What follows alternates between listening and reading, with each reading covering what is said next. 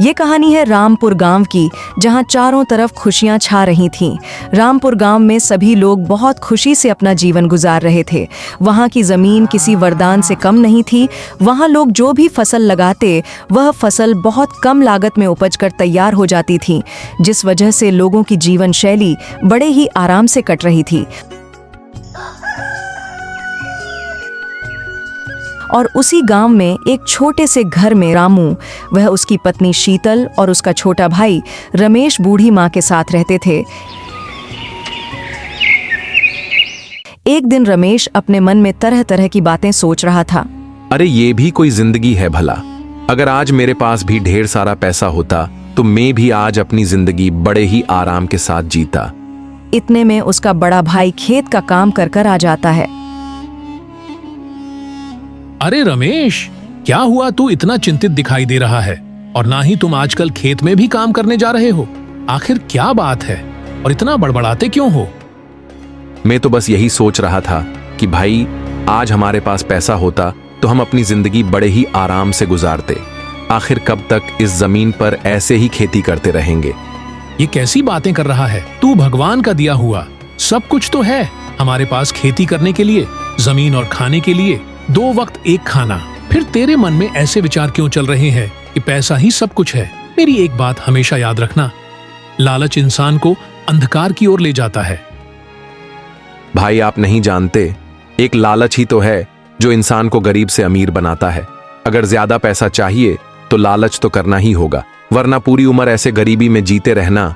वे दोनों बातें कर ही रहे थे, तभी उनकी माँ वहां आ जाती है। क्या बात है, आज सुबह सुबह तुम दोनों भाइयों में ये झगड़ा क्यों हो रहा है? माँ जी, मैं तो बस भैया से यह कह रहा था कि आज हमारे पास थोड़ा और पैसा होता तो हम भी अपनी जिंदगी बड़े ही आराम से जीते, लेकिन ये तो मेरी सोच को लालच से तोल रहे हैं। बेटा, भगवान ने हमें जितना दिया वो हमारे लिए पर्याप्त है। अगर हम ठीक से अपनी जमीन पर मेहनत करेंगे तो हमें हमारी आवश्यकता के अनुसार पैसा मिल जाएगा, मगर हम लालच और लोभ करेंगे तो शायद वो भी हमारे हाथ से निकल जाएगा। रमेश को उसकी माँ और भाई बहुत समझाते हैं, लेकिन जैसे जैसे समय बीतता है उसका लालच उतना ही बढ़ता जाता है।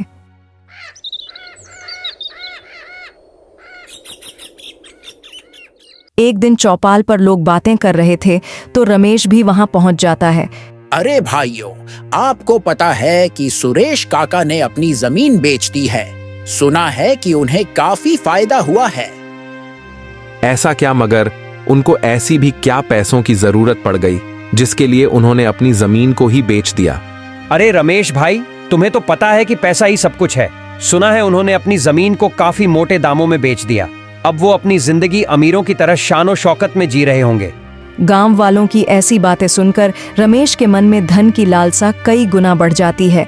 वह सीधे अपने खेत में जाता है और अपनी हक की जमीन को बेचने के बारे में विचार करता है। अगर मैं भी अपने हक की जमीन को किसी सेठ को अच्छे दामों में बेच दूं और शहर जाकर कोई अच्छा सा व्यापार खोल लूं, तो मैं कुछ ही दिनों में एक अमीर आदमी बन जाऊंगा और अमीरों की तरह अपनी जिंदगी जाऊंगा।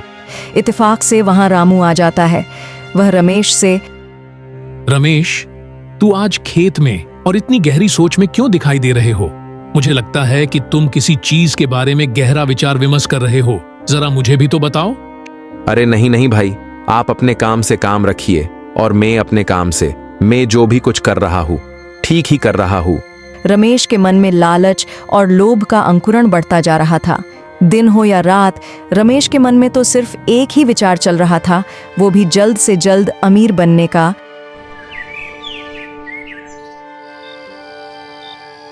एक दिन रात के समय अपने घर के बाहर रमेश सुरेश काका की जमीन के बारे में सोच रहा था और अपने मन ही मन में बहुत खुश हो रहा था। सुरेश काका ने अपनी जमीन को बेचकर अच्छा ही किया। कम से कम जमीन को बेचकर आराम की तो जिंदगी जी रहे हैं। काश में भी अपने हक की जमीन को बेच पाता। रमेश घर के अंदर जाता है तो उसकी माँ रमेश से, रमेश बेटे, तुम बाहर खड़े होकर क्या बड़बड़ा रहे थे? अगर कोई ऐसी बात है जो तुम्हें चिंता में डाल रही है तो तू मुझे बता। आखिर मैं भी तो तेरी माँ हूँ। अगर तू मुझे अपने मन की बात बताएगा तो शायद तेरा मन भी हल्का हो जाएगा। माँ, मैं बस यही सोच रहा था कि मैं कैसे भी कर ज्यादा पैसे कमाऊं और एक अमीर व्यक्ति बन जाऊं। अमीर और एक बड़ा आदमी बनने के लिए लगन और कड़ी मेहनत की जरूरत होती है। उसके लिए आदमी को दिन रात एक करनी पड़ती है, तब जाकर कहीं अमीर व्यक्ति बना जाता है। माँ, तुम्हारी बात सही है, लेकिन मैं तंग आ गया हूँ रोज रोज दाल रोटी खाकर। अगर मेरे पास पैसा होता तो हमें ये दाल रोटी खाने की कोई आवश्यकता नहीं होती। मैं शहर से विभिन्न तरह के पकवान मंगवाता। अरे तू कैसी बातें कर रहा है? जो स्वाद इन घर की दाल रोटी में है वो शहर के पकवानों में नहीं है। उसकी माँ भी रमेश की पैसों की लालसा को देखकर तंग रह जाती है।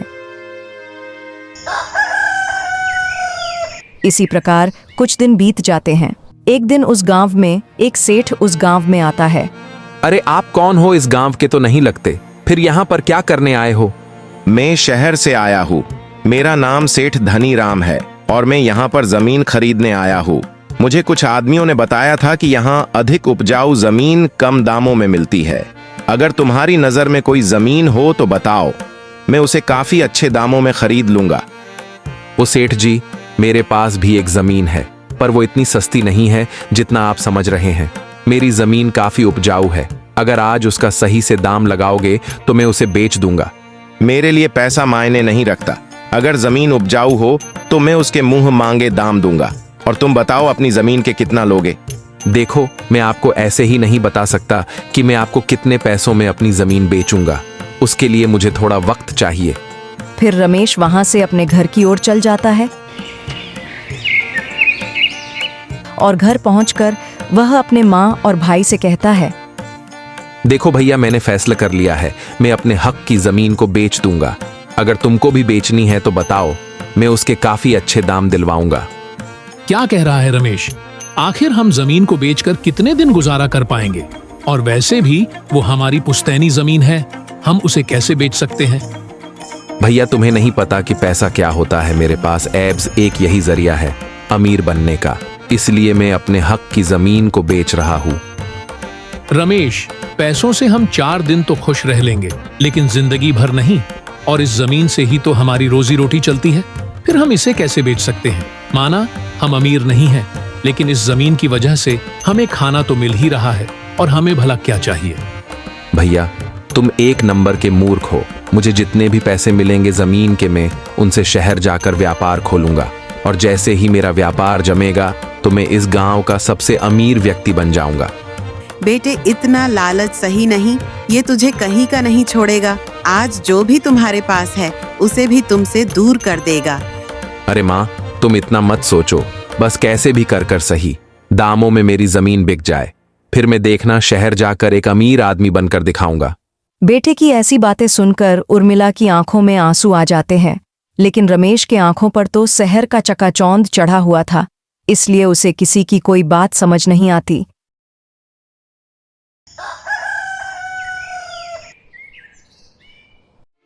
हाँ भाई रमेश, तुम्हें अपनी जमीन बेचनी हो तो मैं आगे बात करूं, वरना मैं और किसी जमीन देखने जा रहा हूं। तुम जल्दी अपना फैसला सुनाओ। अरे सेठ जी, मैंने फैसला कर लिया है। मुझे अपनी जमीन बेचनी है, क्योंकि मुझ पर अब खेती बाड़ी नहीं होती है। इसलिए अब मेरा भी यही फैसला है कि आप मुझे मेरी जमीन के हिसाब से सही दाम दे दीजिए। देखो भाई रमेश, तुम एक बार और ठीक से सोच लो, क्योंकि अब बार जमीन बिक गई तो ये तुम्हें दोबारा नहीं मिलेगी, क्योंकि एक जमीन होती है जो हमें कभी भी भूखा नहीं मरने देती। हाँ भाई, रमेश, सोहन सही कह रहा है। वो तुम्हारी पुश्तैनी जमीन है, तुम उसे ऐसे ही बेच रहे हो। तेरी जमीन बहुत ही उपजाऊ है। अगर तू उसे बेच देगा तो शायद तुझे दर दर की ठोकरें न खानी पड़ जाएं। मुझे किसी की कोई बात नहीं सुननी। मैंने फैसला कर लिया है। सेठ जी, आप कागज तैयार करिए। मुझे अब अपनी जमीन बेचनी ही है। ठीक है, जैसी तुम्हारी मर्जी। ये लो पूरे 1 लाख रुपए। आज से अब तुम्हारा उस जमीन पर कोई अधिकार नहीं है। रमेश अमीर बनने के चाकर में किसी की कोई बात नहीं मानता। वह अपने हक की जमीन को सेठ को बेच देता है। फिर अगले दिन जब रमेश शहर जा रहा था, तभी उसकी माँ उससे कहती है, बेटे, मेरी बात मान ले। तू यही अपना कोई छोटा मोटा व्यापार शुरू कर ले। अब जमीन तू बेच ही चुका है। अभी तुझे शहर के बारे में ज्यादा जानकारी नहीं है। वहाँ जितना शहर का चकाचौंध है उतना ही अंधेरा भी है। अब भी वक्त है मानने। मेरी बात, वहाँ तेरा कोई अपना नहीं मिलेगा। अरे माँ, तू क्यों इतना परेशान हो रही है? मैं सब देख लूंगा और जल्द ही मैं एक अमीर आदमी बन जाऊंगा और मैं आपके लिए वहां से पैसे भिजवाता रहूंगा। अब तू अपने आगे किसी सुन ही नहीं रहा तो कोई बात नहीं, मगर वहां हमेशा अपना ध्यान रखना और शहर के चकाचौंध के आगे कहीं हमें नहीं भूल जाना। भाई आप चिंता मत करो, मैं सभी को याद रखूंगा, मैं किसी को नहीं भूलूंगा। आप माँ जी और भाभी जी का ख्याल रखना।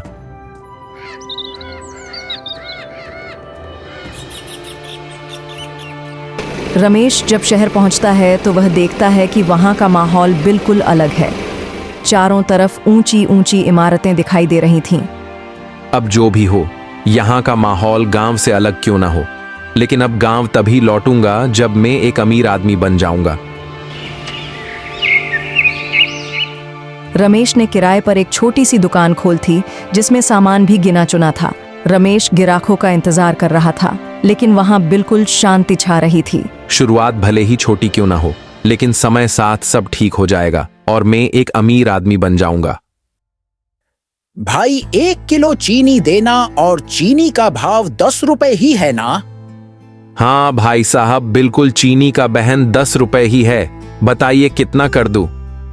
बस भाई 1 किलो काफी है।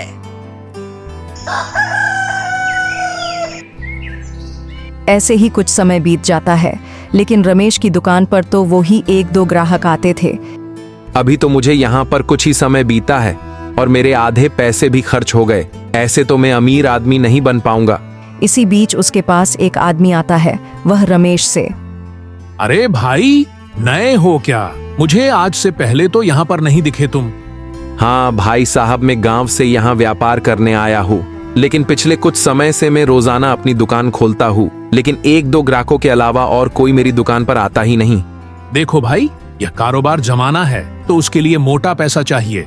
उसके साथ तुम में साहस और ईमानदारी होनी चाहिए, क्योंकि यहाँ के लोग ऐसे ही हर किसी पे विश्वास नहीं करते।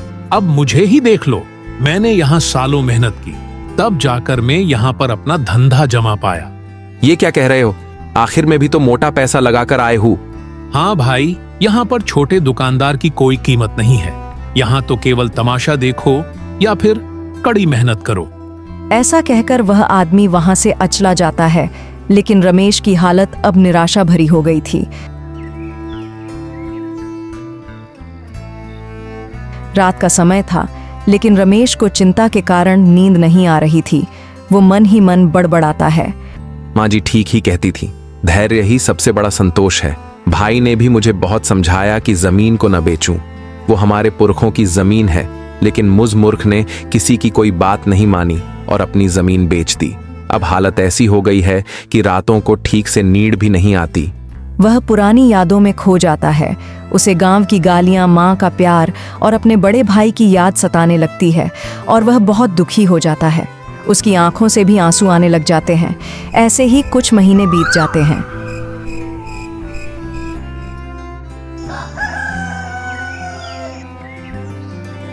रमेश अब सड़क पर आ चुका था। उसकी दुकान पर ताला लग गया था। उसके पास जितने भी पैसे थे वो सारे खर्च हो जाते हैं। अब वो अपने आप को असहाय और लाचार महसूस कर रहा था। ये मैंने क्या किया? अब नहीं तो मेरे पास पैसा है और ना ही जमीन। अगर मैं लालच नहीं करता तो आज मेरी ऐसी हालत ना होती। तभी वहां से रमेश के गांव का एक आदमी निकलता है। वह रमेश को देखकर उससे कहता है, अरे रमेश भैया, आप यहाँ इस चौराहे पर कैसे खड़े हो? गांव जाने का इरादा है क्या? तुम तो भानु प्रसाद होना मुझे अच्छा लगा।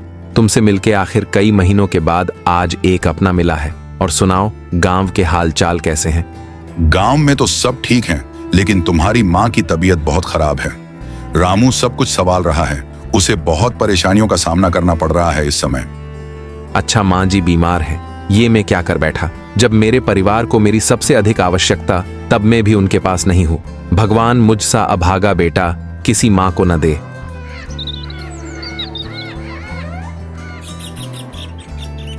रमेश अपने कमरे पर आकर वहां पर बचे कूचे पैसों को इकट्ठा करता है और अपने गांव वापस लौटने का निश्चय करता है। मुझे अब माँ और भाई के पास लौट जाना होगा, पर मैंने जो काम किया है वह माफी के लायक नहीं है। पर मुझे पूरा विश्वास है मेरी माँ और भाई मुझे जरूर माफ कर देंगे।